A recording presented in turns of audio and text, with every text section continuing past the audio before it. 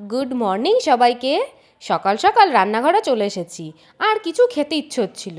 হাতের কাছে পাস্তাটা পেয়ে ভাবলাম পাস্তাটাই বানিয়ে নিই চলো। দেখো, গরম জল করে পাস্তাটা আমি সেদ্ধ করে নিয়েছি, আর জল ঝরিয়ে ঠান্ডা জল দিয়ে রেখে দিয়েছি কিছুক্ষণ। এবার আমি চলে এসেছি পেঁয়াজ কুচি করে নেওয়ার জন্য। পেঁয়াজ তো আমার কুচি করা হয়েই গেছে। এবার আমি সব সবজিগুলোকে ছোট ছোট করে কেটে নেব।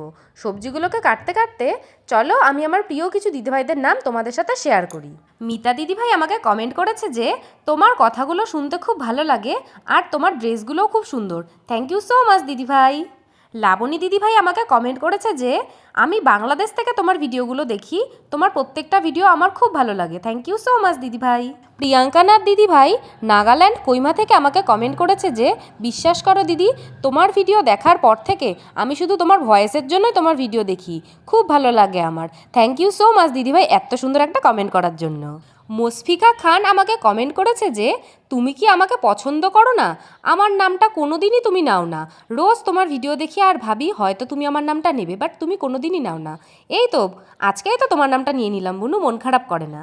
এসকে সেলিম আমাকে কমেন্ট করেছে যে তোমার ভিডিও আমার খুব ভালো লাগে দিদিভাই, তোমার রান্না দেখে তো আমিও রান্না করি, আমার নামটা প্লিজ নিও। থ্যাংক ইউ সো মাচ সবাইকে আমাকে এত ভালোবাসা দেওয়ার জন্য। আর তোমাদের সাথে কথা বলতে বলতেই আমার ঘরে যেই যেই সবজি ছিল এক এক করে সমস্ত সবজি আমি কেটে নিয়েছি, যার মধ্যে ছিল বিন, গাজর, ক্যাপসিকাম, আলু আর অল্প পরিমাণে কাঁচা লঙ্কা।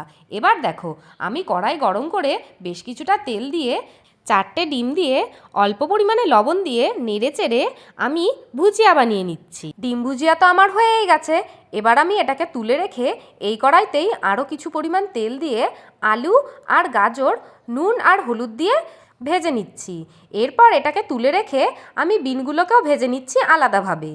এরপর ওই কড়াইতে কিছুটা তেল দিয়ে আমি দিয়ে দিচ্ছি কুচিয়ে রাখা পেঁয়াজ, কুচিয়ে রাখা ক্যাপসিকাম আর কাঁচা লঙ্কা। এবার আমি এর মধ্যে দিয়ে দিচ্ছি পরিমাণ মতন হলুদ গুঁড়ো আর কাশ্মীরি লঙ্কার গুঁড়ো। এবার তো সুন্দর করে নেড়েচেড়ে নেওয়ার পালা। যেহেতু পাস্তা বানাচ্ছি, টমেটো সস না দিলে হয় নাকি, তাই কিছুটা টমেটো সস দিয়ে নেড়েচেড়ে আমি পাস্তাগুলোকে দিয়ে দিলাম। পাস্তাগুলোকে হালকা ভেজে নিয়ে এবার আমি এর মধ্যে দিয়ে দিচ্ছি ডিম ভুজিয়া, যেটা আমি আগেই করে রেখেছিলাম। আমি যেহেতু বাদাম খুব ভালো খাই, তাই কিছুটা বাদাম নিয়ে ওপর থেকে ছিটিয়ে দিলাম, আর দিয়ে দিলাম কুচিয়ে রাখা ধনেপাতা। বেশ কিছুক্ষণ নাড়াচাড়া করে আমার তো পাস্তা রেডি। এবার খেয়ে দেখার পালা।